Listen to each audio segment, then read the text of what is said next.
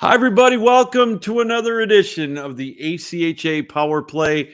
We are live here on 12 Ounce Sports and, of course, the Captain Lou Sports Network on YouTube. This is our 2024 ACHA National Championship recap show.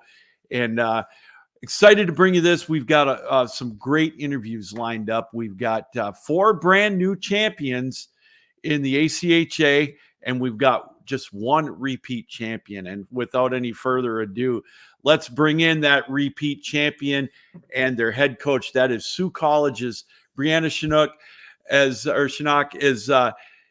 You got you ladies back to back. Congratulations, Brianne. Welcome back to the show. And what a good run for you ladies this year. Thanks, Lou. Yeah, I remember being on here 2 years ago now, I think. So Yeah. it's been a little while, but happy to be back and to be celebrating 2 championship wins. You know, the first question I'm asking all the coaches, and my first question is, your first emotion, was it jubilation or relief? Definitely relief. I think going into this national championship, we felt so much more pressure than last year. And I think anyone that is a champion would say the exact same thing.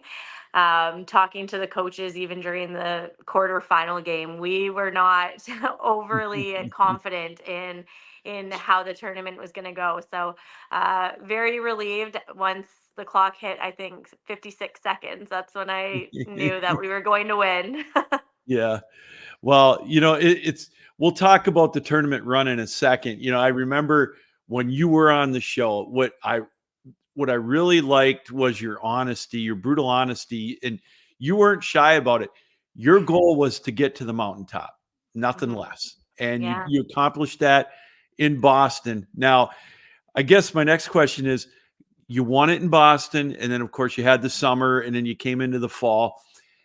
Was there at any point maybe in the fall this year that you were worried about a little bit of complacency, or maybe the girls looking too much at the press clippings or anything in the beginning?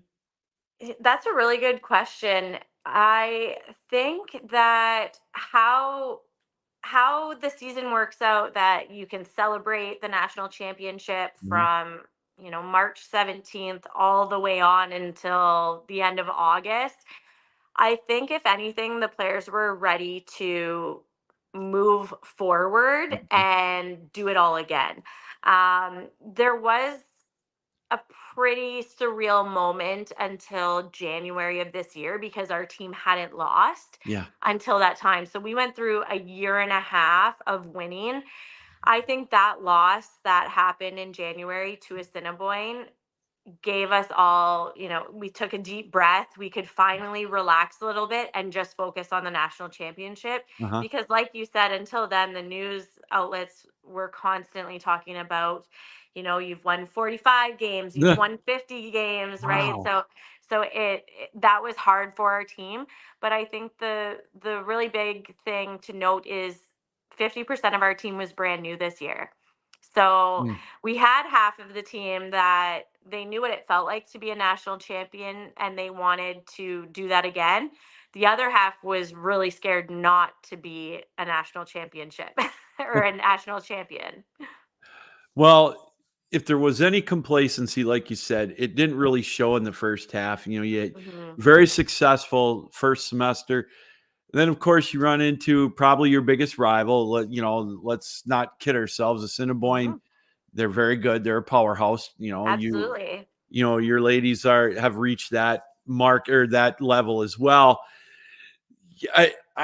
I know some coaches will say it was a good loss. I don't know if there's ever such a thing as being happy with a loss, but did that kind of re-energize your girls at all, or was it just a minor bump in the road? Well, Lou, I have to correct you because there is such thing as a good loss, Okay. and it's not because they played good. Okay. It's because they played so bad that they deserve to lose. And the coaches were so happy. We said, you know what?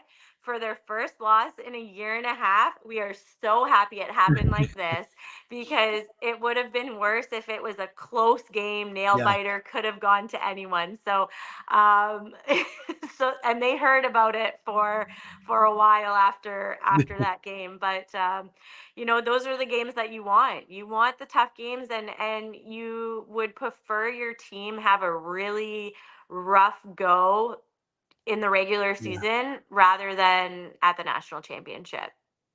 Well, and that's a great point too, because I've talked to you about this before, and any other coach will tell you, a successful coach, anyways, which I lump you in with this group, you want the toughest competition you can get, Mhm. and you want your team battle tested. And I think you were coming into St. Louis. Yeah, and we want those games against ACHA Division One teams if we Mhm. can. So we played Niagara twice this year, which was awesome. We have two teams lined up for next year already.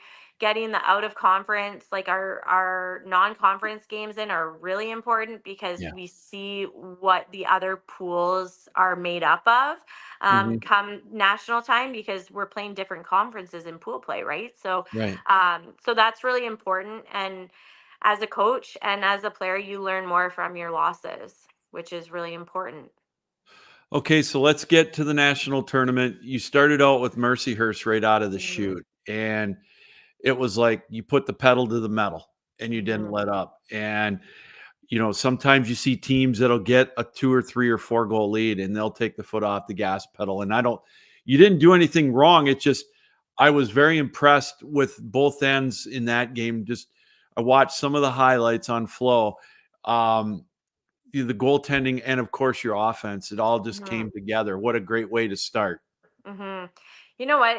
It's something that I always want our team to be respectful. Yeah. We don't want a game to get out of hand when it comes to the score, especially if we're playing a lower caliber team. But the worst thing that I can do as a coach for my team is to tell them to take their foot off the gas, Mhm. because the thing that we remind them every game is, and especially in the third period, let's say we're up by 6 goals or something like that, Yeah.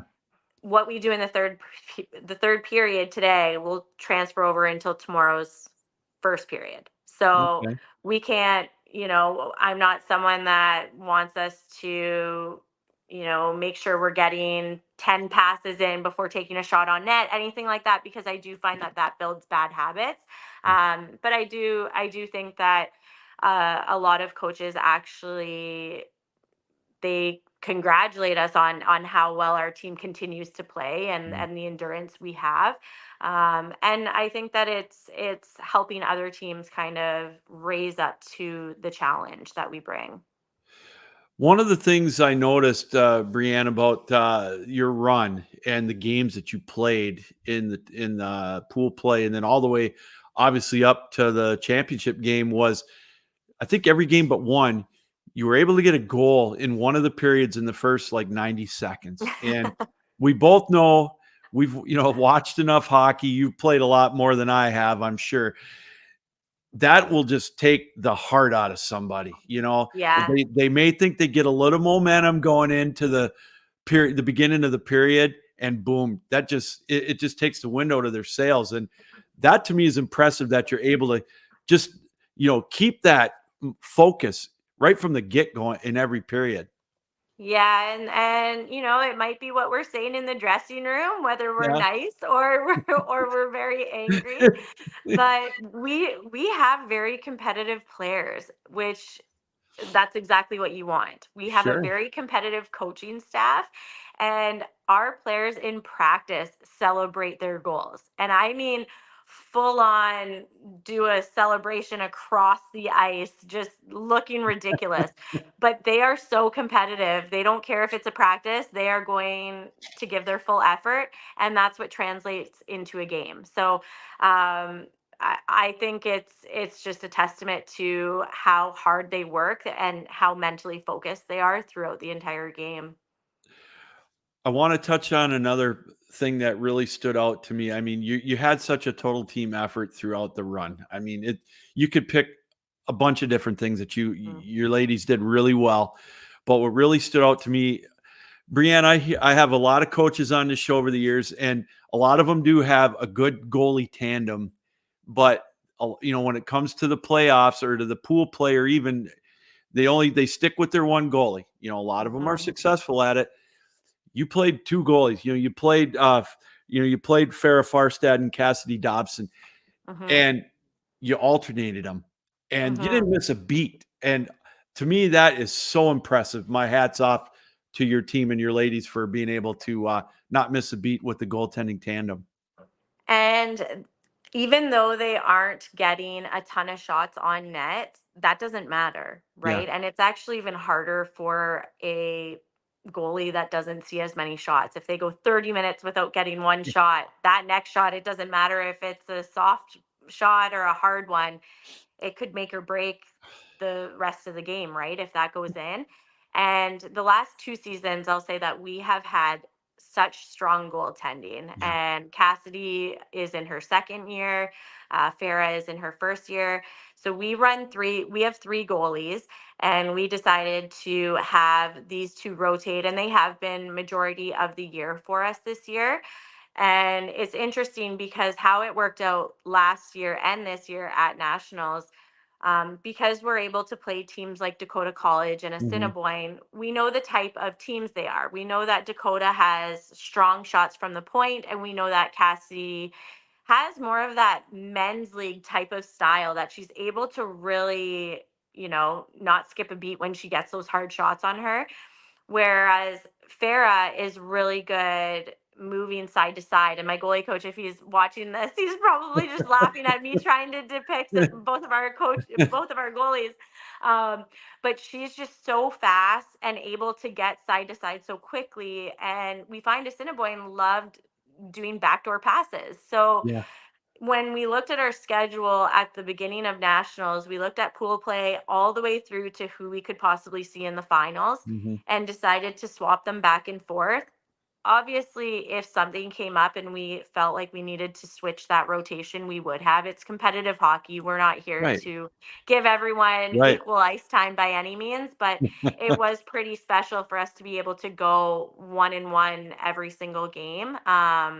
And yeah, you're right in saying that they are very strong goalies, and we're so fortunate to have them.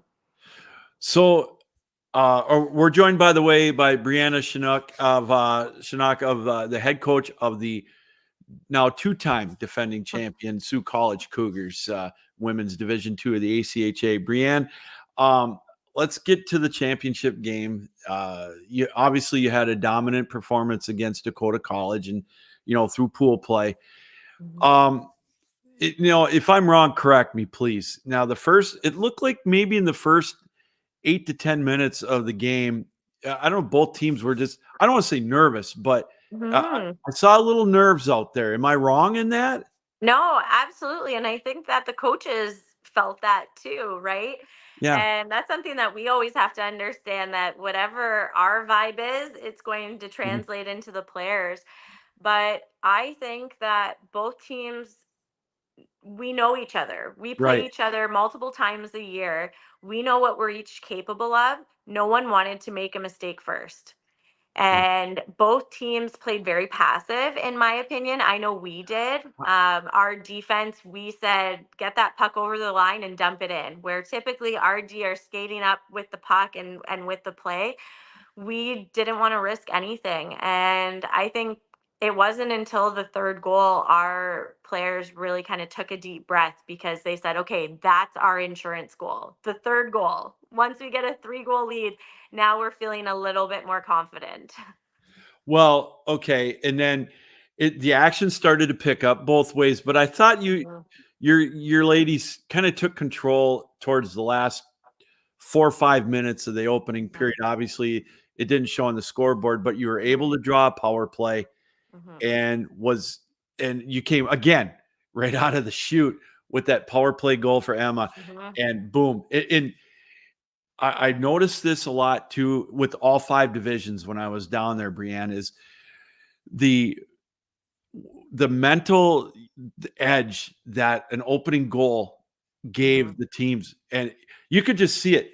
that confidence level of your ladies went sky high, and their confidence level for about 5 minutes just went down. And you could tell by the style of play after that, the first 10 minutes of the period. Yeah, absolutely. That can make or break a team, right? And fortunately, we've been in a few situations this year where we've come from behind. So against both Assiniboine and Niagara's Division 1 team, there were two times that they scored back-to-back goals within, less than 2 minutes. So that was something that we dealt with early on in our season. So we were prepared if that happened. Unfortunately, we didn't have to be that team that battled from behind this tournament, which was nice. Our special teams, both power play and penalty kill, Oh, have been stellar. yeah. I really think that our penalty kill seems to be more deadly than our power play, and that was the same thing last year. So when teams play us, it's just in their best interest to not be in the box or put us in the box. And then you got Emma again with a very nice goal in the second period, and Mhm. it just when you went into the third period again, I thought you dictated the play, and obviously when you got the third goal, it was I don't want to say it was academic, but it just to me that mental edge, and that's one of the things that I told myself I was going to look at is just how the other teams, and especially Assiniboine, teams that are as successful as you and Assiniboine and some of the other ones, how do they handle playing from behind? And I Yeah. don't think they really knew how to handle it, and you didn't let it go. And that Mhm. my hat's off to you for that. Yeah, and it's very true. And that's why when I mentioned earlier, playing against teams that are challenging us and make us have to play catch up is so important. And that's why right now, as we build our schedule for next year, we want as many competitive games as possible. We don't care about a winning record. We care about the national championship, Yeah. and that's all that should matter to us. And I'd rather get all of the most challenging games out of the way early so we can build off of them. So how long was it before you started recruiting after you hoisted the trophy? Well, we actually start recruiting. We start signing players as soon as our season starts. So Okay. we do a lot of recruiting. I said it to someone on a podcast last week that I think I had a recruitment call a few days after I welcomed my son into the world. So we do not stop. We don't ever stop. I have two scouts in different parts of Ontario that are helping, and I was actually on a recruitment call the same week that we were in St. Louis for nationals. Okay. So that's something that our director of athletics at Sioux College, he puts a lot of stress on recruitment, and he finds that recruitment is what makes or breaks a team, and I fully agree with him there. So we were just on the ice earlier today with some potential players that are going to be joining us for next year. So it's just keep it going and try to get to a three-peat. Well, I have to congratulate you. I kind of wondered when I got your message, the original message that you were on leave. So is your son going to be a goalie? I really, Lou, I hope my son does not play hockey. Okay. All I right. am ready to enjoy my winters on the ski hill, and everyone thinks I'm crazy. But for someone that's been skating since I was 3 years old, I mean, I would love for him to pick a different sport. Get him. All right. My advice then, get him a set of golf clubs as soon as he can walk. Yes, yes. His dad is really pushing on the golf, and I want the skiing. But I, Well, I either mean, one. at the same time, I was coaching all the way up until um, I was coaching 2 days before I had him, Oh and my, then I was and oh then my I was back goodness. at the rink 6 days later. So I really think he's probably going to be a hockey player because he has no idea a world without it. Oh gosh, that's funny. So what team are you gonna bring him up to root for in the NHL then? I'm a Colorado I Avalanche remember fan. that. Happy Turtle Day, Yes. by the way. Yeah. And my husband, he borderlines between Philly and Toronto. So Okay. I have my strong opinions on one of those teams, like most people. So I'll let him pick whatever team he wants. So you know what National Turtle Day is in the United States, right? No. Today's the anniversary of the Darren McCarty Claude Lemieux fight from '97. Before your Oh, time, but okay. Yeah. you Okay. YouTube it after we're done, and you'll get a chuck. You may not like it because it was Detroit's revenge on Colorado from what happened the year before, Okay. but no, seriously. So what are besides spending as much quality time with your son as you can, what are you going to do for leisure time this summer while you kind of celebrate your back-to-back championship? Yeah, I keep joking with everyone that I should have taken a maternity leave from coaching instead of my full-time job because it seems to be way more time consuming. But yeah, I'm just going to try to enjoy the summer here in the Yeah. north, which usually isn't that much of a summer. Oh, I hear you. And I'm just excited for all of our players to experience another summer of celebrating this win. They have a lot of community events that they end up going to, and they feel like celebrities here in the Sioux, which is awesome. And then turning focus as soon as September hits, they're no longer champions. That was in the past, and just getting things rolling again. I love how your community embraces that too, Brianne. Mhm. It is a refreshing sight. I think the ACHA Mhm. here in the States is catching on more and more each year, but when I hear stories like that, how, the Sioux embraces, your championships and like how they do in Holland, Michigan for Hope and things like that. It's really cool. And I'm glad that you're able to Mhm. have that. It's so special, and especially for the youth Yeah. female hockey players, it has been just outstanding. And we have a skate that we're going to do. It's going to be called Skate with the Champions in the middle of April, which will be awesome because community members get to come out, skate on the ice with our players, see the trophy, see the medals and everything like that. So they really do embrace it, and it's awesome because then our players remember that, and it makes them want to win again even more. Well, Brianne, I again thank you for taking time out tonight. Go take a break. Make sure you watch that YouTube video. Yes. You'll shake your head. But no, Yes. in all seriousness, congratulations again on your back-to-back championship. We'll be looking forward to watching your run for a three-peat coming up this year. And good luck. Enjoy your summer. And again, thanks for coming on the show. Thanks, Lou. I really appreciate coming back on. All right. Thank you. All right. Brianne Shunock, the head coach of the Sioux College Cougars, now the only ACHA two-time defending champions, as they win in rather convincing style in their pool play. And then in the semifinal, a big win, 6-1 over Dakota College of Bottineau. And then in the championship game, a 3-0 win over Assiniboine to achieve that back-to-back championship. And as we talked, the first period was a little slow at first. I think the nerves, neither, like Brianne said, neither team wanting to make that first mistake. But after that, when they got the goal in the second period on the power play, and in the second goal in that period at the 10.5-minute mark, I believe it pretty much was pretty much all over but the shouting, and a very dominant performance, well deserved. And now they will be looking for their third straight championship once the fall rolls around in September.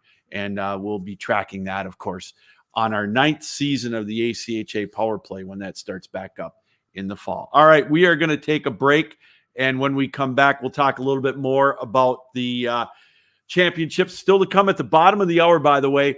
We're going to play our interview with Gary Astalos, the head coach of the new men's Division I national champions, Adrian Bulldogs.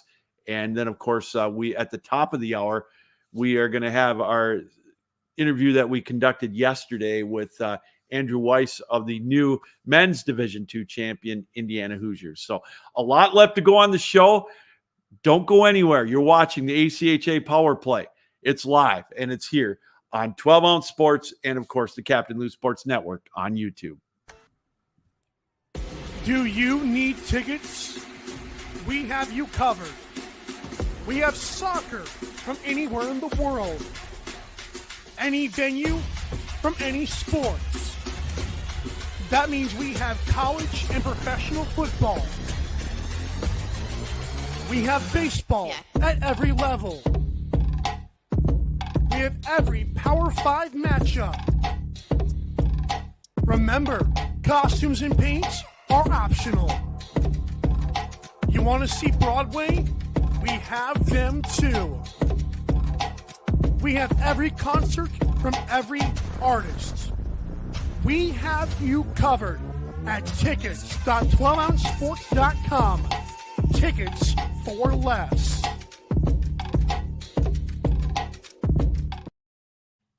Indeed, we do. That's at tickets.12ouncesports.com. If you want to go anywhere, come out with the NBA playoffs around the corner, the NHL Stanley Cup playoffs, Major League Baseball starting up here this week.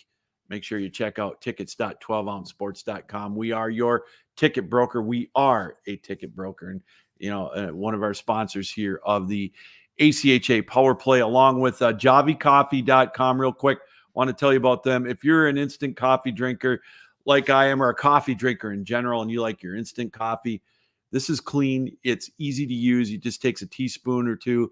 You can have it hot or cold, however you like it. You can have regular decaf, Irish cream, salted caramel, French vanilla. That's the one I like. That's the one I've got. Just check out javicoffee.com. And when you're there, use the promo code Captain Lou and you'll get 15% off of your purchase. That is javicoffee.com. We are indeed the ACHA Power Play. We are live here on 12 Ounce Sports and the Captain Lou Sports Network on YouTube. Thanks again to Brianne Shunock for coming on, the head coach of Sioux College's Women's Division II back-to-back national champions. We've got to make sure we get that in there, as they took care of business with a very, very impressive win over Assiniboine 3-0 in the championship game. They rolled through pool play. They defeated Dakota College in the semifinals. Yeah, it was indeed a great, great run for the Cougars, as they are now the back-to-back ACHA Women's Division II champions. Congratulations to them. The champions, real quick, in Division I, we mentioned it, the ACHA Division I champion, Adrian Bulldogs. Another 3-0 victory in a championship game, this one over UNLV. And as we're going to talk with head coach Gary Astalos here momentarily, we're going to play that interview that we conducted yesterday. That championship game was amazing. I had the privilege to call that one along with the Sioux College game. And that Adrian game against UNLV was just breakneck speed. It just back and forth. The action was incredible. I invite you to check out Flow Hockey and check out the replay of that game if you've got it. It was just such a fun game to watch from start to finish. I've watched it a couple of times, and yes, those dogs can indeed still hunt. And that's the Adrian Bulldogs, as they are the champions in Division I.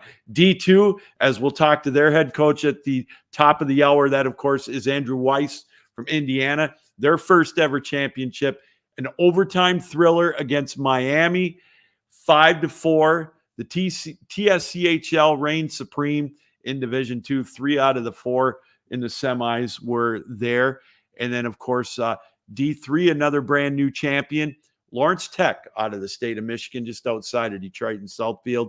Head coach Ken Gaffney's team got their first championship. They were the number 1 ranked team in the country going into nationals, and they proved why as they rolled through pool play. And then, of course, won the semifinal win and over Missouri, and then the championship game over Grand Valley in a great contest. So congratulations to them. And the women's D1, a brand new national champion there. The Adrian Bulldogs women D1 team, they were victorious with a big win over Minot State, as they are champions for the first time.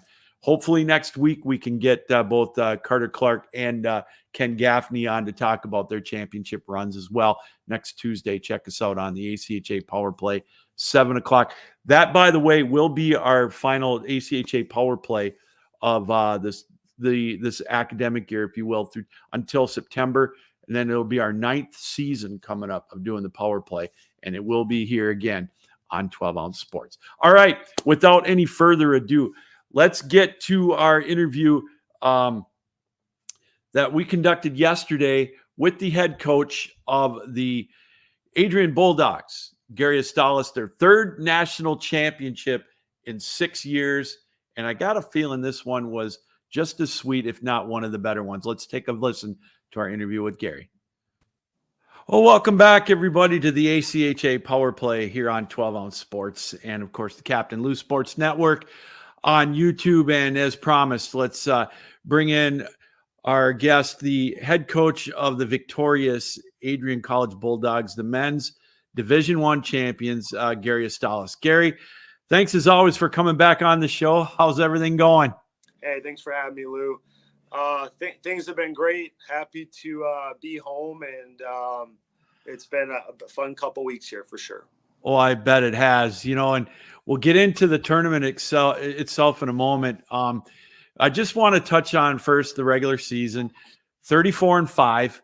You had a great record, and the ones that you may have lost were, I think, all of them against national tournament teams. And so, it's funny is what the first thing that I noticed when I talked to you back in the fall, Gary, is you weren't shy about this being your number one goal, is to get back to the nationals and win it. It wasn't an arrogance, but it was very truthful, and it showed once you got to the nationals. Yeah, our guys were hungry, and last year losing in the national championship game 1-0 is it rips your heart out. Oof. And I remember our group, we met in our locker room a week after losing that championship game, and kind of refocused everyone and said, okay, we got 11 to 12 months here to figure it out and try and get this thing right. So yeah, I mean, there's definitely been the same mission all year, and man, like all those games, you look at all of our national tournament games, and they're all coin flip games. Yeah. And I'm just really happy we came out on top. And then what you went into your conference tournament, obviously that didn't end up the way you wanted it, but Gary, it looked like to me when you came into the Calvin game, you kind of used that maybe as a little bit of motivation, just noticing from afar. Yeah. Yeah. I said this in a couple post-game interviews. It's pretty raw too. I mean, there's a lot of emotions there after that championship game. And now I've had some time to really just sit back and reflect. And we definitely went through a hiccup in the conference championship. I said to a couple people that, losing that championship game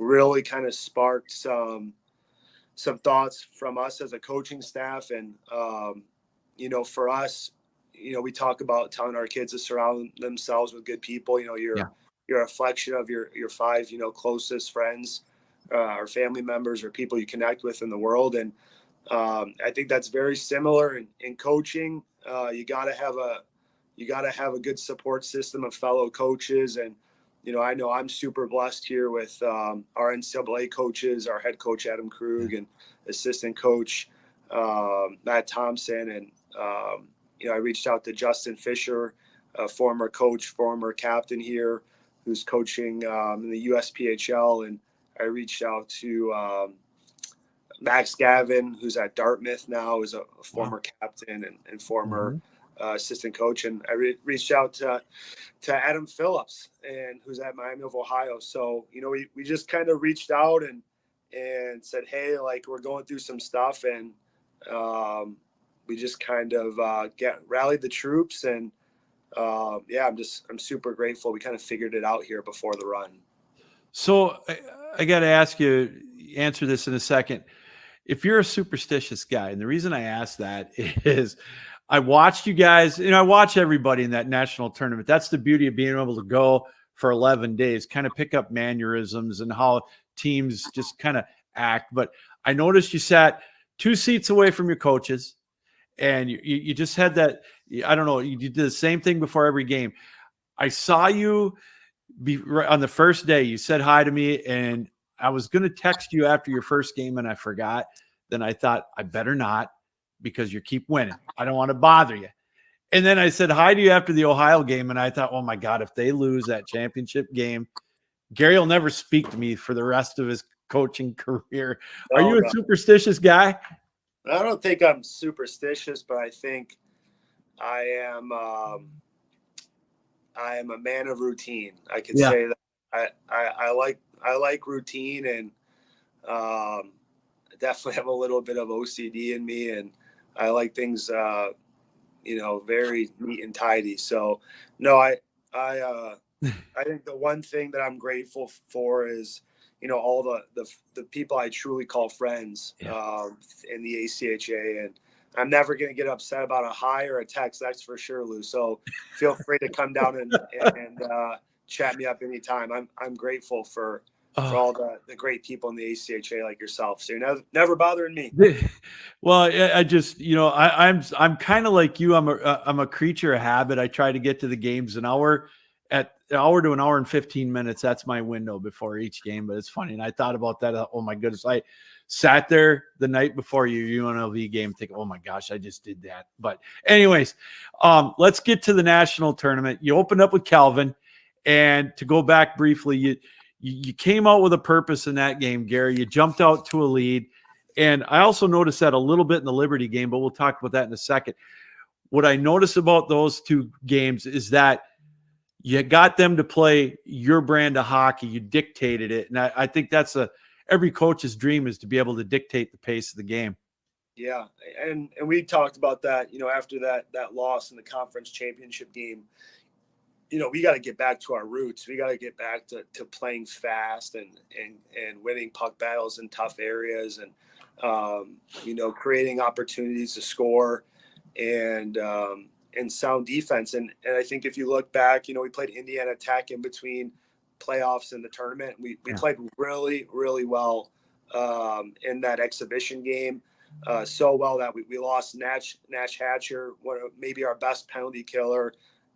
Just a buzzsaw, creates energy out on the ice. So not even many people know that, Nash breaking his hand in that game, we needed some guys to step up in the national tournament. And, I said it on an interview about a month ago. Someone asked, is your team ready for nationals? And I said, we still do not know our national tournament lineup. I think if you go through and look at the box scores, we had, especially the young guys, some freshmen in and out of the lineup all the way until the national tournament. Like we had 2 guys playing in the national tournament that didn't even play in the conference tournament. So, I think that's really unique that we've had guys step up at different times all year. No one, being the quote unquote sad guy, everyone's staying positive, everyone's staying upbeat. And when you get your opportunity and you get in, you take advantage. And I thought against Calvin, who's a really, really good team. Coach Petruzma is doing an unbelievable job over there, and they keep getting better and better and better.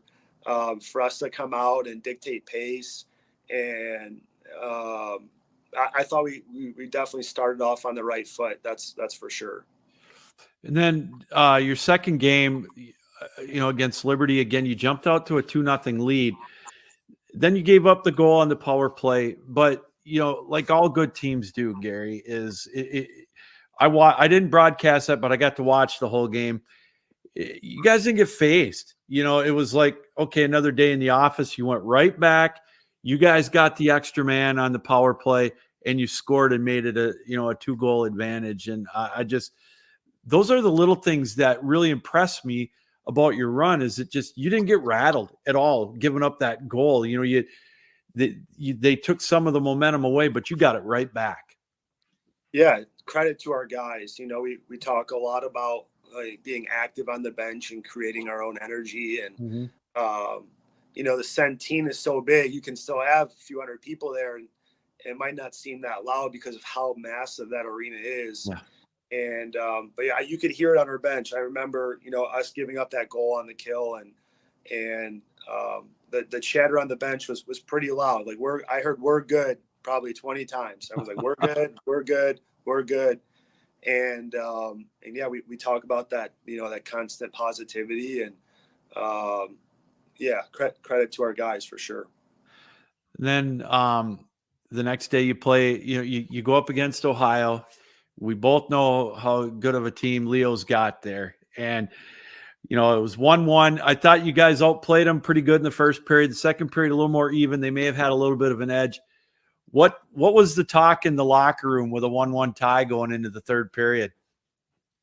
Yeah, it was an interesting game. I think there's a lot of chances each way, and we couldn't, like, both teams were struggling to convert in those first 40. We talk. I can't give enough credit to Noah DeContney, like brick wall for us. Ooh. And I think the turning point for us is Sam Spate, our 5th-year senior, the kid who or grad student. He actually works for an accounting firm, I think around 30 hours a week. He's doing his master's degree. He's doing like the CPA program here at Adrian. Wow. And every morning he was working in the hotel lobby. I'd see him because I'd call my wife and kids every morning, and he'd be down there doing his accounting work. And just that Sam Spate underneath the goal line in our zone late, sprints through the ice late to be that F2, side jumps up in the play, but Spady driving down opened the lane, and we get that goal. I don't know if we win a national championship unless Spady makes that drive, Yeah.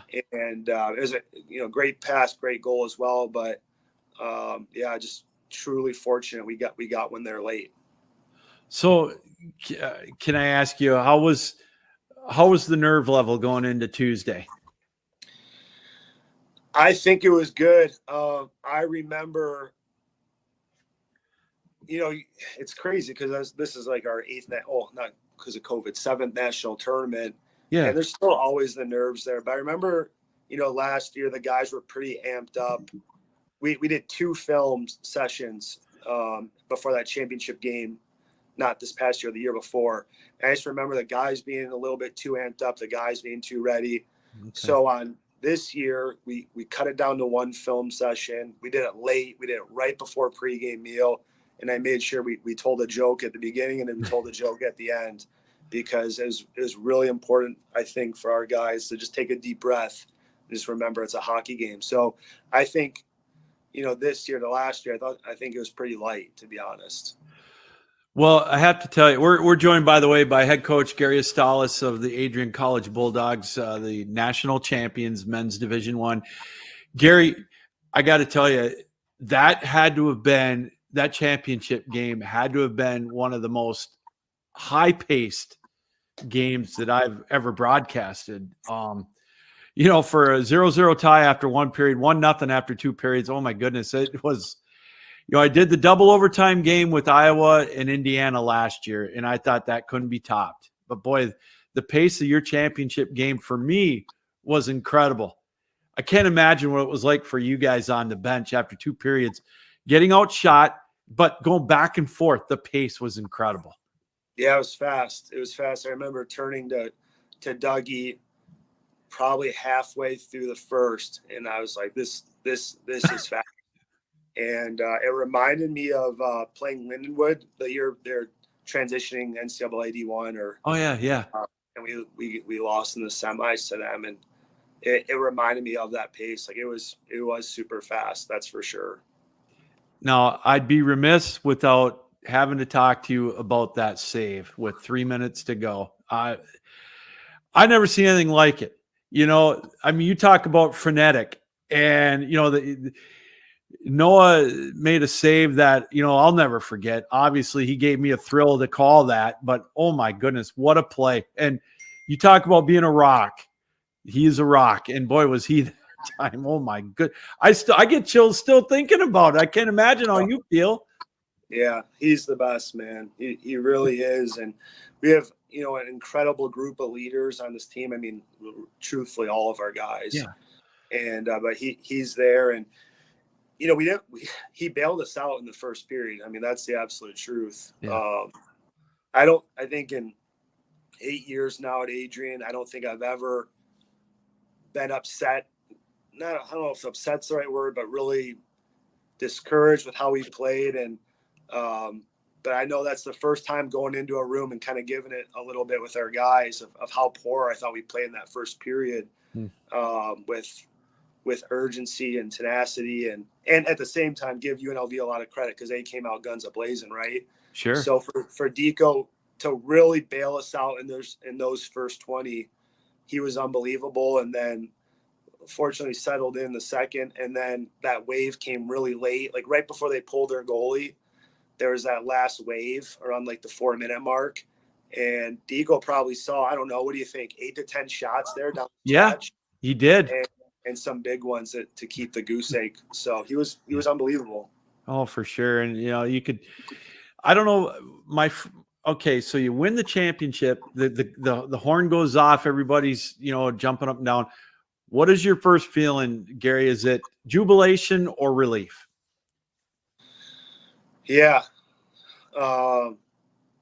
Someone asked me that too. They're like, man, you look so relieved after that game. And it's tough because I would be lying if I haven't had those nights where I'm sleeping and that the championship game from the year ago, you have those dreams of, Nash Hatcher hitting the post, or how did you not find one there? How did you not find one here? And you think about it and you dwell on it. And man, I love the game. I love this game.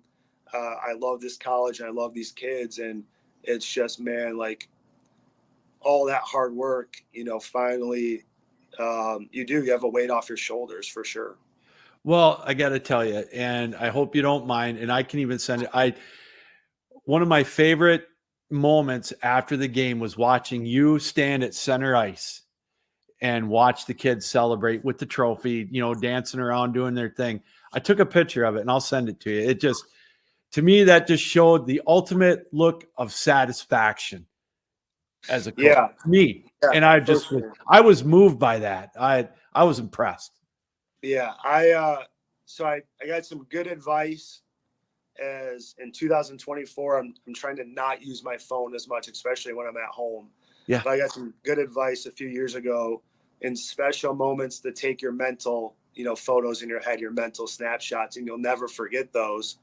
And I do. I remember watching them. I was just taking those mental photos like, man, it's special. It really is special. And, and when we won our first one in 18, it's like, oh, we're going to do this every year. Like this is awesome. And then as you get older and you mature, you realize how hard it is to win that last game. It's so incredibly hard. And so, yeah, definitely was enjoying or taking that moment in, So did you give yourself at least 24 hours before you started recruiting? Yeah, probably. It's a small class this year. We graduate only a handful of guys, all unbelievable players. Oh, but, sure.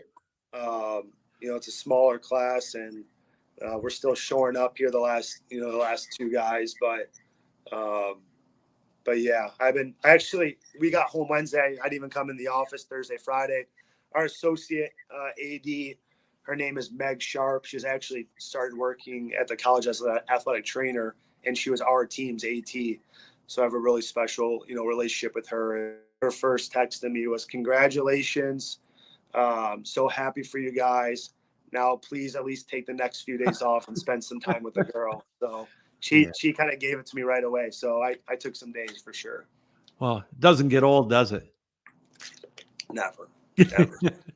God, I love it. I'm so happy for you guys. So, all right. So tell me what Gary Astalos' summer is, what your plans are. I know you've got I know you got the thing in August, but what do you do for a summer now? Yeah. So obviously we'll finish up this recruiting class, get this class finalized. I'm involved in some camps. So we have our prospect day in April. I have a camp, one in May. And then our experience camp is in July, and then our ACHA camp is in August. So, filtered in around that.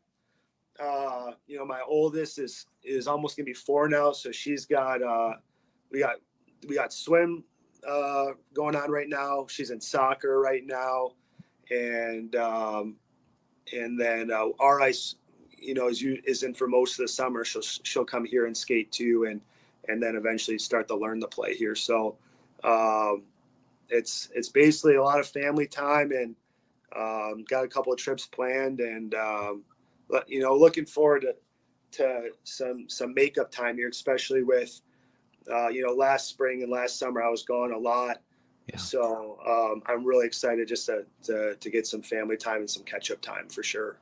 Well, Gary, I'll let you start that right now. Again, congratulations on such a huge accomplishment. Again, third one. I know it never gets old. Now you can take a deep breath for a little bit, enjoy your summer, and appreciate you taking time out to be with us.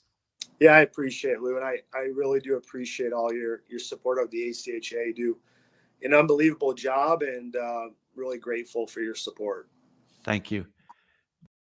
That, of course, Gary Astalos, the head coach of Adrian College. And again, they are now at the top of the mountain as they are the national champions of the ACHA Men's Division I, and a very impressive run for them, getting to the championship game as they were victorious, as we mentioned, over UNLV 3-0 in that championship game. And again, going back to that game, right out of the chute, both teams played amazingly well. The UNLV Skating Rebels are a team to watch out for next year as well. I know they're going to take this in. They're going to take this experience. It was their first trip to the national championship game, and they played very, very well throughout the tournament. They beat, they won their way into the finals, but again, they ran into the buzzsaw that was Adrian College, and Adrian beat Ohio in the opening round, or into the semifinal round. And before that, Ohio knocked off the defending national champions, Minot State, to get there. So, yeah, it was a very, very good run for the Bulldogs. And again, they are indeed on the top of the mountain. Those dogs, yes, they can still hunt. All right, we're going to take a quick break. When we come back, we'll run down a little more of that run and kind of give you an idea, again, of some of the other champions. And, of course, coming up at 8 o'clock, we're going to bring you the interview we had yesterday that we taped with the head coach of Indiana, Andrew Weiss. So don't go anywhere. You're watching the ACHA Power Play. It's live, and it's here on 12 Ounce Sports and the Captain Lou Sports Network on YouTube. Do you need tickets? We have you covered. We have soccer from anywhere in the world. Any venue from any sports. That means we have college and professional football. We have baseball at every level. We have every Power 5 matchup. Remember, costumes and paints are optional. You want to see Broadway? We have them too. We have every concert from every artist. We have you covered at tickets.12ouncesports.com. Tickets for less. Indeed, we do. That is tickets.12ouncesports.com. You mentioned it, concerts, Broadway, and of course, all the major league games that are coming up with baseball starting on Thursday. The NHL playoffs around the corner. And, of course, everything going on in the world of sports. Make sure you check out tickets.12ouncesports.com. We are a ticket broker. We don't charge the fees that you see in some of these other secondary market sites. But, hey, don't take my word for it. Check out the website, tickets.12ouncesports.com. Again, thanks to head coach Gary Astalos of the Adrian Bulldogs.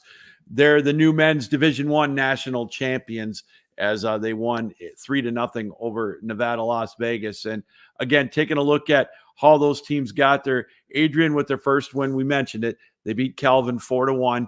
in a pretty good game. They took command early and didn't let up. And then, of course, their next game was against Liberty. They beat them by the score of 4-2, and that put them in the semifinal game against a very familiar opponent. Now, keep in mind, these teams in Division I, it was close, the rankings and everything from 1 to 10 especially. But with Adrian College, they play Ohio a lot. He knows Leo Marone, the head coach of Ohio, real well. They've got a real solid rivalry. Ohio has been to the top of the mountain, and they were able to beat Ohio by the score of 3-1, as we mentioned. Nevada, Las Vegas, they got to the championship game. They started out with their opening game. They got a bye into the first round, and they beat Missouri State 7-2. And then their next contest was against one of the Cinderella teams of the tournament, Pittsburgh. Pittsburgh, of course, I think they're ranked 20th coming in, and they knocked off number 4 Jamestown after winning on the opening day. But Nevada, Las Vegas just overpowered them, again, using their speed and whatnot and their precision, winning that one 5-1 to set up their semifinal win against Central Oklahoma 6-4 in a shootout there. That was a fun game to watch as well, to broadcast. And of course, the championship game where Adrian was able to come on and win 3-0, up 2-0 with that amazing save by Noah DeCotney's. And it just check out my YouTube or my Facebook or Twitter handle at Real Captain Lou. It's on there. I've got that on there, that save. Thanks to Peyton Turnage for all his, my tag team partner throughout the tournament. He put that on there as well. It was one heck of a save, and it was a save of the year, in my opinion. So, again, congratulations to the Adrian Bulldogs. They are indeed the men's Division I national champions, as Gary mentioned, their head coach, Gary Astalos, 3rd championship since 2018. So a mini dynasty. They've been to the championship game 4 times now in the last 7 years, and 6 years. So they know what it takes to get there. Now, again, they're going to be the hunted instead of the hunter. But I tell you what, I know they wouldn't want it any other way. And as Coach Astalos mentioned, they've got a lot coming back. So they're going to be one of the teams to watch. They're ranked number 1 or number 2 really throughout the year. So not surprised at all that they were able to make it all the way and win the national championship. Division II, we talked about that, and we're going to talk about it here. We're going to bring on the interview shortly with head coach Andrew Weiss of the Indiana Hoosiers, the new champion. They started out, again, last year we talked about it ad nauseum, the double overtime loss to Iowa, to Kevin Brooks's team. It was quite the game. One of the most exciting games that I've ever been able to broadcast in hockey. It was just a phenomenal game. But Indiana started out their run in pool play. We'll talk about it with Andrew Weiss with a game. Their first opponent was Weber State. And again, we talked about how stacked the D3 pool was. And, I look at the pools, and in D3, Concordia was a 3 seed, a powerhouse there. Indiana, obviously. Providence University from out west, out in the Dakotas, a very good team. And of course, New Hampshire, a perennial national power. Those 3 seeds and 4 seeds. Miami was a 4 seed out of the TCHL. So, yeah, it was so stacked from top to bottom. And Indiana needed a must-win scenario in day 3 of pool play just to get to the semifinals for that big win that they had. So, anyways, a great run for Indiana. They are the champions. And you know what? Without any further ado, let's go to our interview that we conducted yesterday with the head coach of the Indiana Hoosiers, that, of course, being Andrew Weiss. We'll talk all about their run and the success that they had. And welcome back, everybody, to the ACHA Power Play here on 12 Ounce Sports and, of course, the Captain Lou Sports Network on YouTube. And we are excited to bring in for the first time here on the Power Play podcast the head coach of now the champion Indiana Hoosiers in men's Division II, Andrew Weiss. Andrew, thanks for taking time out to be with us. How are you? I'm good. Thanks for having me. I know you had reached out, what was it, December or January, about doing something, and we just couldn't make the dates work and whatever. And I think it fell by the wayside on both of our ends. Yeah. And we'll just say it was an excuse to end up talking at the end of the year. So you didn't have me on twice, or Well, it worked out. So if you're a superstitious guy, that means I can't have you on next year until you come back on in the end of March again with another championship belt, correct? Well, we'll see. I mean, it's always tough to repeat. Maybe we'll see. We'll have to see if maybe if we do something in January, if that feeds us through. So we'll see. Right on. Okay, sounds good. Well, obviously, congratulations. Great tournament run for you. I just, I know it's tough to rehash last year's double overtime loss to Iowa. That's one of the I was on the play-by-play call for that one, and that was one of the best games I called. Unfortunately for you, it wasn't. But how much this is kind of a Captain Obvious question, but how much of motivation did you take from that coming into this August and September with the boys? Yeah, I mean, a ton. So our theme this year was one more, and the logic behind it is like one more, just with respect to like incremental growth, right? And I think at this level, especially with our age group, that if you can just focus on like not necessarily the here and now, but just getting or not necessarily the future, but just like continuing to get better, like it's a good theme to have. But we kept talking to prospective players and recruits and saying like, hey, if you were to make our team and, want to be a part of this, we were one goal and one win away from a national championship last year. Yeah. It kind of transitioned into this one more, one family, one team, kind of the power of one mentality. So, I mean, so much of like last year, and we learned so much from last year. Like that, mm-hmm. This was year 3 with me with IU, 4th coaching college. I was at Indiana Tech as a grad assistant with Frank DiCristofaro. I believe you had had on your show, and learned a lot from that. But like, I think we all learned so much from like, and I'm sure this is applicable to coaches that have done it for 10 years, but learned so much from last year, learned so much from this year. And just to build off of like our experiences last year. Like, I think we always have high expectations for ourselves, but to beat number 2, I think number 2 Lindenwood and number 3 Montana State, come out of pool play. Just to be in the national semifinal last year was an experience all in itself for our kids. And I think like, it'd be remiss not to say that like that experience helped propel us to our conversation today. Right. So. Oh, absolutely. And then I look at your schedule in the regular season. You guys start out in September like just about everybody else, but obviously it turned out you played in the premier Division II conference in America because, the finals were 2 TSCHL teams. It really kind of helped you keep that groove going, it looked like. Yeah, I mean, I don't know anything different at the D2 level other than the TSCHL for the last 3 years. But, man, like you look at year 1, which was our junior class's freshman year, and Miami went undefeated through the TSCHL and was the number 6 team in the nation on the final rankings. And we were fortunate enough to beat them in the conference championship, and they ended up losing in regionals. But what a good hockey team that was. And I think they were the best team not to make nationals and probably would have done some major damage at nationals had they made it. Last year it was us in Kentucky, making it out of regionals into the national tournament. And Kentucky held their own in pool play for their first ever national tournament, or first, I think at least first in a while. And we advanced out of pool play. We're fortunate to do that. And then this year, us in Miami, like every year it's the TSCHL, and it's not just the Kentuckys, the Miamis. It's, Dayton gave us games this year. Michigan, we got bounced in the first round of the conference tournament, like top to bottom.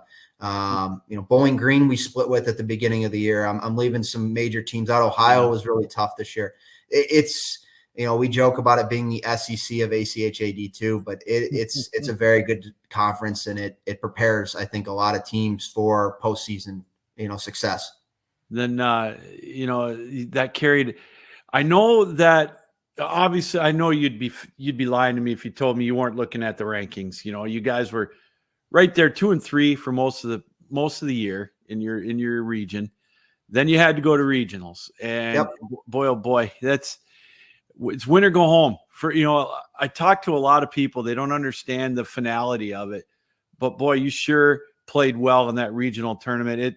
I watched a little bit of it, and you guys look like you just were a determined team is the word that always came to my mind when I thought of watching you guys in regionals.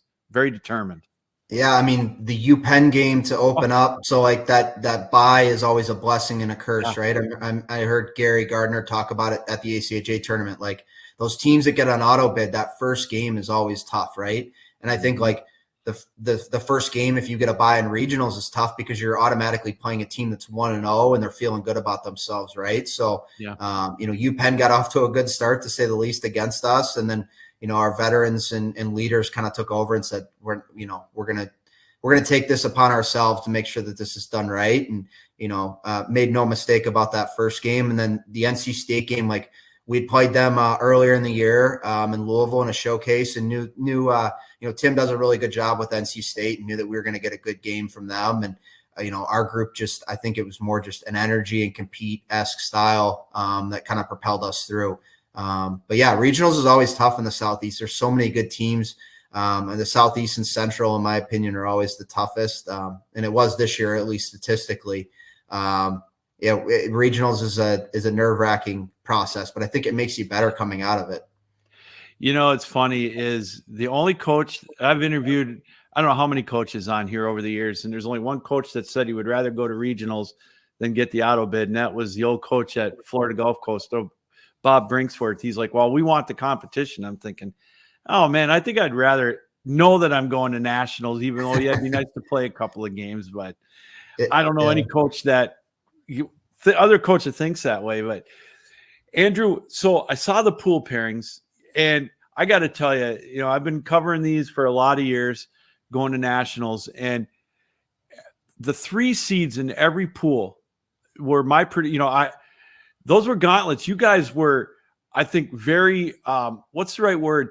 You guys in Concordia and the other 2, very solid, could have very easily been 1 or 2 seeds in those pools. So that made the pools very, very difficult. And then throw in Michigan State and Northeastern in your pool, along with Weber. I couldn't believe how difficult your pool was. Yeah, no, for sure. I mean, like we talked about it, like not looking too far ahead, right? And you play the number 2 team in Weber State. We play well enough to win.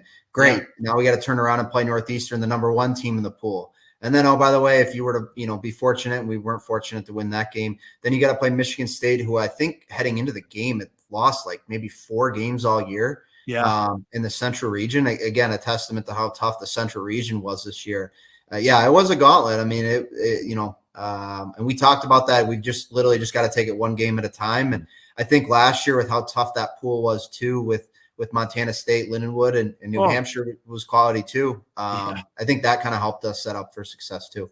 So you started out, against Weber State, and you talk about Brendan McCaskey. What do you had? 45 saves in that opening game. I mean, they threw everything at you, Andrew, but the kitchen sink, and he just stood tall in net. And what a weapon to have! It's got to make your life a little bit easier. Oh, for sure. We're so proud of Brendan. I mean, for him to do what he did, 5 games in 5 days, and I mean, having coached him for 3 years, like nothing phases the kid. He never gets too high, never gets too low. Classic goalie of a coach. His dad coaches a prep school out in New Jersey, where he's from. But just so level-headed, nothing ever fazed him. I mean, we can talk about the Miami game. I'm sure we will, but to make that stick save at the end, that wouldn't have let it go to overtime, go to the locker room, and it's like nothing. We're good to go. We're fine. And I think his calmness really kind of helped a lot of kids, especially with still how young we were this year. He and our Nathan Chinney were only 2 seniors as backup goalie. Definitely brought a veteran calmness and presence to our team this year. And I don't care what anybody says, Andrew. You play a Northeastern team the second day, and obviously they're a desperate team. They got beat by Michigan State the opening day, which I broadcasted the Michigan State regional where they beat where they came down from 3 goals down or came back to beat Jamestown. But Northeastern's a desperate team, and you had to really be on your, and I'm not saying you weren't on your A game in that one, but boy, they just came out and they had a purpose and caught you maybe, just they were just a little better team on that day.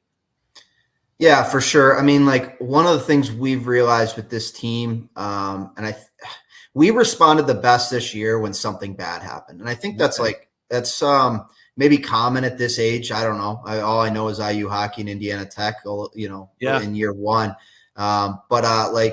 This group, we got the best out of them when something bad happened. And like, we tried to like highlight that, not like harping necessarily on the negative, but hey, let's not allow something bad to happen in order for us to get a positive result. And unfortunately, obviously something bad happened. Like Northeastern played really well. And I think we played flat. And then when we started to gain a little bit of traction and the kids started to feel good about themselves, we ended up getting into a little bit of penalty trouble. And I mean, special teams is the name of the game to a certain extent at the national tournament. Definitely was for us this year. And we just couldn't gain momentum off of a 5-minute major. And that second period, I think we drew within 2, and we're feeling pretty good about ourselves and just got into some penalty trouble. But knew we were going to have our backs against the wall. But deep down, like, we're like, man, like we got licked a little bit. We learned from that. We've learned from it all year. We'll see what we get, and we obviously knew we needed a little bit of help probably. But we knew we had to also control our own destiny to a certain extent against that Michigan State team that controlled their own destiny on that Wednesday game. That was de facto like a quarterfinal round game there. And again, Aiden Simino, I think his goal just ignited you guys. I watched the highlights of that game, and he's been a stud, a dude for you, for a couple of years now, and that ignited that 4-goal third period coming up for you. And man, what a way to put that game away. Yeah, Sim's been great. I mean, like, first 2 years, he played more in like a shutdown role. And a kid that came to us in his exit meeting, like this time last year, was like, hey, like, I think as much as I've been, a positive asset to this team in a shutdown role, like, can you try me a little bit more in an offensive role? And he said, yeah, sure. Like, if you can help us win in that role, like, we're going to do it. And credit to the kid for, saying that rather than just taking a back seat to it. And really all year, him and Ben Rosenberg, that line was so good for so long. And then Ben got hurt right before regionals. He was the co-rookie of the year of the TSCHL, and Sim didn't miss a beat with that either. Jumping on a line, his left wing changed in and out throughout the entire year. And then he played with Nick Kashakane, who was so good at nationals last year. And Sim carried that line. Cash helped as well, Nick Kashakane and Colin Ruffner. But no, Sim was the only player. We don't like players playing both power play and penalty kill. But Sim was so good for us this year that he played both and did an excellent job at doing both, along with his 5-on-5 play. We're joined here on the power play by Andrew Weiss, the head coach of the now defending Division II champion Indiana Hoosiers after a big tournament successful run in St. Louis earlier in March. Andrew, the Lindenwood game, I had the pleasure of calling that one play-by-play, and it was a different, I don't know, to me it was a good pace, and it was an exciting game to call, but it, obviously low scoring, but again, McCaskey came through. But I watched this game, and the first thing that came to mind was your confidence level. You guys went up 2-0. Then, you give up the goal towards the end, but it was, you guys didn't waver even after the first period, no scoring, but I didn't see any panic at all in you guys. Yeah, I think early on, I don't know if you guys got the sense of this, and I haven't gone back and watched the games yet. I'm sure that'll be a summer activity, but I think we came out a little bit nervous, like the first 10 minutes, and that's probably a little bit of our fault. My fault is, going through kind of the pre-scout and talking about, hey, last year's team, like, we had some kids that were very, very confident, right, wrong, or indifferent. Like, we go through pre-scout, and we had some Minnesota high school kids that, skate with NHL draft picks all summer, played with Minnesota, top kids that are at NCAA programs. So you talk to them about, high-end players at Lindenwood and Montana State from last year, and they're like, we don't care. Like, we're just going to go out and play hockey, which credit to them, right? Yeah. I think this group was a little bit more humble in that sense. And, I think maybe we talked a little bit.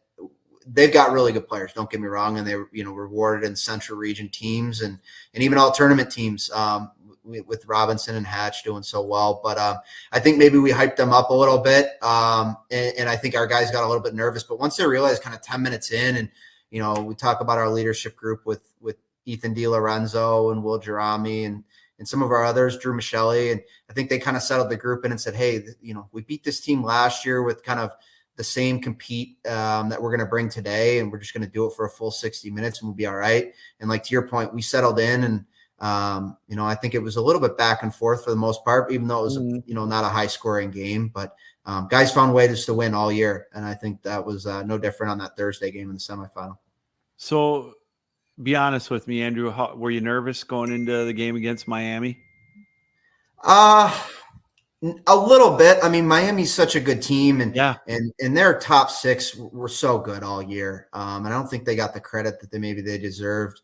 But we knew we had a pretty good game plan. Like, I think one of the things that made us maybe a little bit less nervous against Miami is having already played them twice. Okay. Had we played Florida Gulf Coast, there would have been the maybe a little bit of the fear of unknown, very similar to kind of Lindenwood, with them being such a different team from last year. But we talked about it after the Friday game, after we lost to Miami, and the game was way too open. That was in January, coming out of winter break. And we tried to pivot off of that on Friday and say, like, look, if you guys if we just limit transition play, if we stop with rushing pucks aimlessly and turning pucks over inside the blue lines and just get pucks going north, and keeping play simple, we'll be all right. And we did a better job Saturday in January playing against them. And I think it was a 2-1 game. They scored off of kind of a weird bounce. We knew we could play with them, and I think our group was like, hey, we're going to make no mistake about this one. They got us twice. And it was kind of like it was a confidence and hunger that our group kind of threw at Miami. And again, I don't mean to harp on this, Andrew, but this championship game, it's a 3 seed out of a pool and a 4 seed out of a pool. And I mean, it shows how deep Division II was this year in men's in the ACHA. So we get to the game and it's just ebb and flow, back and forth. It's because I watched the tape of it, and you mentioned that save. It's just so many huge saves throughout the tournament. That and the one in the D1 game that Ducatini's made. McCaskey makes that stick. Oh my God! Wow! It got me out of my chair. Yeah. Yeah, it was like we told our guys after they scored to tie it up, like, hey, let's go for it. Like, there's sometimes like a sense of like calm after you tie it up. Yeah. Like, I think maybe I don't remember if we necessarily had that against Iowa. Like, you were calling that game, right? We scored with like a minute left. Yeah. And I think we had like a sense of relief, and we're like, hey, go for it a little bit. So we go down and we attack a little bit, and then the game is probably the only time that really the game was open. And then they come down top 6 line, and then Dombrowski gets that quality shot on net, and Will gets a tip on it, and then McCaskey also gets a tip on it, and we survived the overtime. And like, we went to the locker room, and like, no one wanted to address like the elephant in the room. Like, holy cow, we just about gave up 2 goals in like a minute to lose that game. Nobody addressed it until like, I think one of our healthy scratches had brought it up, or actually Ben Rosenberg brought it up in the other locker room, and I was like, yeah, like, let's just keep that to ourselves probably. But our group was confident. Like, credit to Ethan DiLorenzo. He's like, hey, like, we scored against Iowa in the national semifinal last year with a minute left. They came back in overtime and scored. We're winning this hockey game. And then obviously takes the team and scores on the power play. And he was so good all tournament, well deserving of a tournament MVP. But I think that's just like, hey, the things we've learned from the last 2 years kind of compounded in this year's tournament.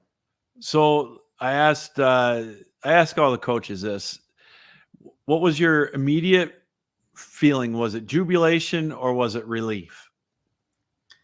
Man, it feels like, I don't know. It was like weird. So last year we won the TSCHL. We won that in double overtime against Ohio. And I feel like that was like more relief. Like, okay, we repeated, we're back-to-back champs of the conference. In my opinion, the toughest conference at D2. We've never won a national championship, right? In 55 years. But, you talk to so many alumni doing this, and they're so proud of their experiences, and understandably so. There were so many good IU teams that, had gone to national tournaments and fell just short. and it was like they were so proud of it, like just get it done. Like, and I think there was like that sigh of relief that we got it done for them. And for ourselves too, right? Like we'd been through so much, and the adversity that this group that that was left standing at the end kind of dealt with. There was that sigh of relief for that, but also the jubilation of like, holy cow, like first time in 55 years, like we were able to get it done. And, against so many quality teams, you go to Weber, Northeastern, Michigan State, Lindenwood, like that. And then Miami at the end, what a gauntlet of a group, 5 games in 5 days. So there was that jubilation too. And even now, like, what a week and a half removed, it's jubilation and relief. I'd say it depends how you look at it. So when were you on the phone recruiting? How long before you got on the phone? So I will say I've never been so popular as to after, like, and of course everyone wanted to complain about the stream. I think you knew that it went down during overtime, right? So there were people that kind of gathered that we had won. But man, like that, like there's still texts that like one of our strength coaches texted me and said, "Hey, like, are you guys going to Disneyland today?" Like just a tongue in cheek thing. And I look at his text and it was Friday at like 11 p.m. And I'm like, I couldn't even respond to my own strength coach. I said, "So sorry." Like my phone just went off like for 2 hours straight, which was so cool. Again, there were so many people a part of this, but there were a couple texts that players sent that are interested in coming to IU that said congrats. And it was, of course, like, what better time to say like, hey, come to IU and like, let's try and run this back. Right. So yeah, you can see me literally on the ice while the kids are celebrating, and it's their moment, right? Like, right. Just trying to stay out of the way. Sending a couple texts to players that texted us. So it was a really cool moment. And like momentum's a beautiful thing, right? With recruiting. Sure is, and I'm not just saying this because you're on, but I'm so happy for you because there isn't a more heartbreaking way to lose than a double overtime game. And for you to be able to walk it back this year, with most of your team intact, it's such a great feeling, and I was next door doing the women's one game that went to overtime. And so I couldn't watch you, and we got over there. And when I found out it was recorded still, I was able to watch it later. And it's just, oh my goodness. I'm so happy for you. Really am. Well, thank you. We talked about it literally the second the Iowa game like ended. Like everything happens for a reason, right? Yeah. And, every year, well, at least the last 2 years, we always like, when nationals ended year 1, year 2 last year in overtime, we always tell the guys like, hey, take a second amongst yourselves individually as well, and say like, what is this going to turn into? Like, are we just going to say, hey, like, remember because they'll all be in each other's weddings, right? Are we going to talk about at your guys' weddings? Like, hey, remember when we lost to Iowa in double overtime and then, never got back, right? What are you going to do this summer? What are you going to do during the season? And then leading up the nationals to kind of write our own story and in our opinion, right or wrong, right? Like, tight game against Iowa, and our credit to our kids. They use this as momentum and as a learning experience. And I don't know, we'll never know, but I don't know if we win that game necessarily if we don't go through that. So what does Andrew Weiss do in the off season in the summertime? What do you do to kind of relax? Well, there's not a ton of off season. So I'm also fortunate to, I've got a full-time job. You can see in the background with the Subaru. So the auto industry, working with 10 stores in the Indianapolis area and Louisville area keeps me busy.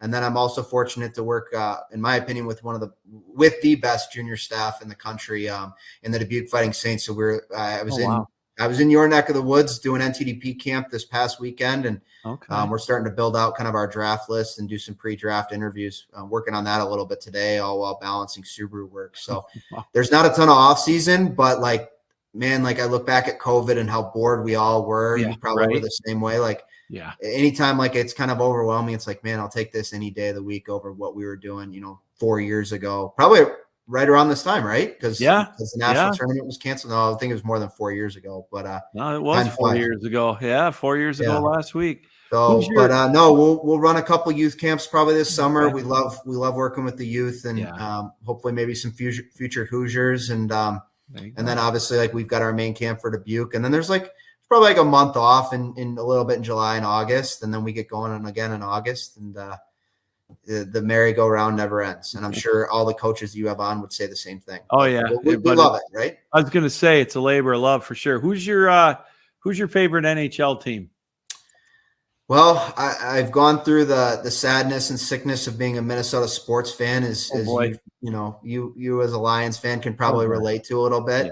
Yeah. So I'd like to say the Minnesota Wild. Like, I'd love to see, like, one of my dad's sayings is like, let's just see a Minnesota championship before I die, as sad as that is. Yeah. But like, yeah, I'd say the Wild, but also, like, having been fortunate to work for Waterloo in the USHL and now seeing players in the NHL and interacting with some of those guys. Like, I like cheering for individual players a little bit too. So I get to say, like, oh, I get to share in some success of all players. It's almost like unfair. There's no bad years when you cheer for individual players, right? So I like that. All yeah, right.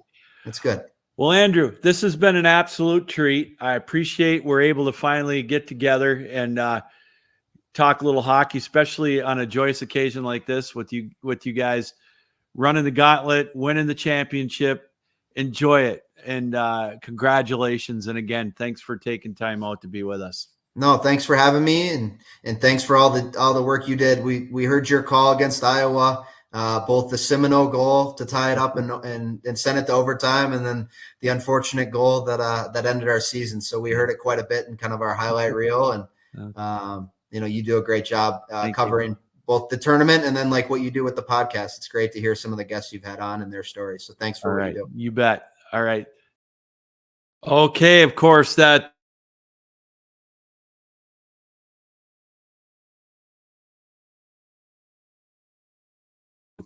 national champions. Oops, sorry about that.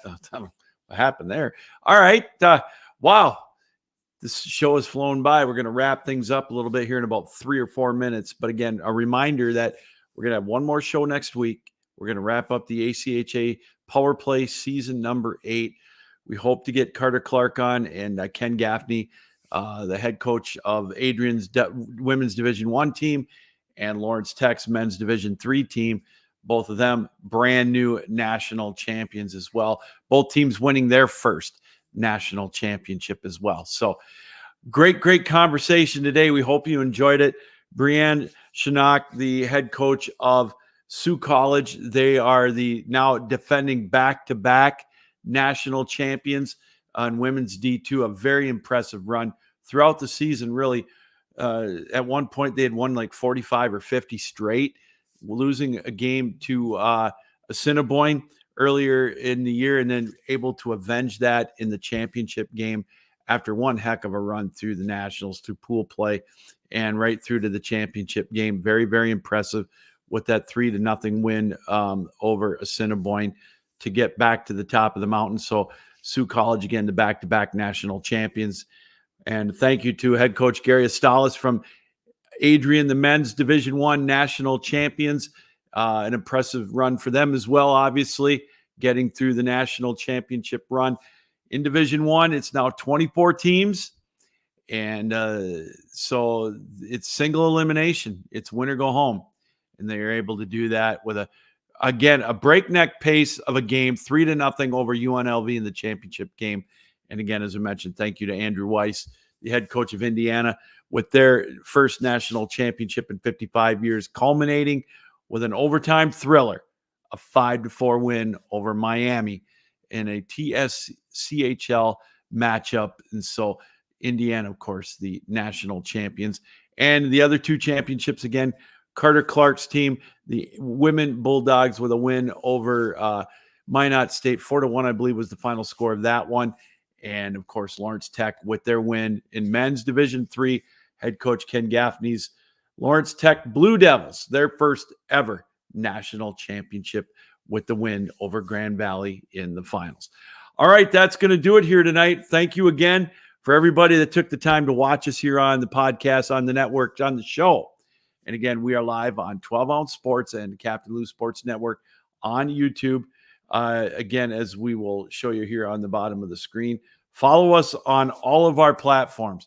Follow me on X or Twitter, whatever you want to call it, at The Real Captain Lou. Follow me on Facebook on the Captain Lou Extravaganza Facebook page. Follow 12 Ounce Sports on both Facebook, on X, on Instagram, Twitch. We're all over the place. We got so many things working right now throughout the year with the platform. It's great to be back with Jeff and all the guys and gals We're finishing what we started, and I guarantee you're going to like what you see coming up later on this year and moving forward. So, and again, later on this year will be the 9th season of the ACHA Power Play, and we're going to be bigger and better than ever as well there. So, so follow us on those platforms and subscribe to our YouTube channels, the Captain Lou Sports Network, and of course, 12 Ounce Sports on YouTube. All right. Again, one more time. Thank you to Brianne Shunock from Sioux College for joining us. Congratulations to them and to her as well for the birth of her baby boy. And we're going to find out later on if he's going to be a goalie or a golfer. And thanks to Gary Astalos, the head coach of Adrian College, for joining us, celebrating his third national championship in 6 years. And of course, Andrew Weiss, the head coach of Indiana and the Hoosiers, your brand new men's Division II national championships. All right. And again, thanks to you for taking time out to be with us. That's going to do it. Captain Lou saying, keep your heads up, keep your sticks down, keep your feet moving, and as always, keep your minds open. Thanks again for joining us. We'll see you next Tuesday for another edition of the ACHA Power Play. Join us tomorrow, 7 o'clock Eastern Time, right here, same channel, for another edition of the Captain Lou Extravaganza. All right, everybody. Thank you. Have a good night. So long.